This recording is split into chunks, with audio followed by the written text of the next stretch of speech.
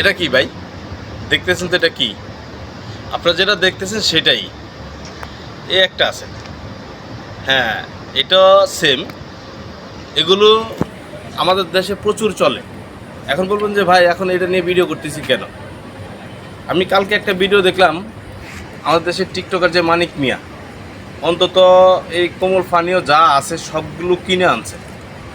Even কি আরও অন্যান্য প্রোডাক্ট আছে, সেটা ঠিক আছে, কিন্তু এখন আমার এই ভিডিওটা হলো আমাদের দেশে যে কন্টেন্ট ক্রিয়েটর যারা আছে তাদেরকে নিয়ে।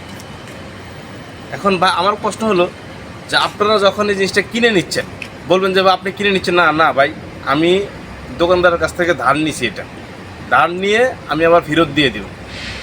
ঠিক আছে, যতটুকু জানি উনি এগুলো কম বিক্রি করেন। এখন কথা হলো এই যে আপনারা কিনে কিনে জিনিসটা নষ্ট করতেছেন, কেউ বাথরুম পরিষ্কার করতেছে, কেউ লাথি দিয়ে ফালাইতেছে, কেউ মানিক মিয়াকে দেখলাম গোবরের মধ্যে ফালাই দিছে। এখন আমার প্রশ্ন হলো ভাই আপনি তো কিনে নিছেন এটা, এখন আপনি খান আর ফালাই দেন, টাকাটা কিন্তু অলরেডি তাদের হয়ে গেছে। এখন আমার প্রশ্ন হলো আপনারা না কিনে, এই জন্য আমি ধার করে ভিডিও করলাম, আপনারা এটা করতে পারেন, অথবা খালি কিছু কিন্তু কিনে ভিডিও করা যাবে না। কারণ আমি একটা প্রোডাক্ট কিনা মানে কি, তাদের আন্ডারে আমার টাকাটা চলে গেল। এই উদ্দেশ্য একটাই, কারণ এদের পরোক্ষভাবে এরা 9% টাকা ইসরায়েলকে দিয়ে ফিলিস্তিনের উপর হামলা চলতেছে। যতভাবে বলতেছে যে যুদ্ধ বিরতি দেওয়ার জন্য, নেতানিয়াহু দিচ্ছে না। এখন আপনারাই বলেন এগুলো কিনে ভিডিও করবেন না কিনা ছাড়া ভিডিও করবেন?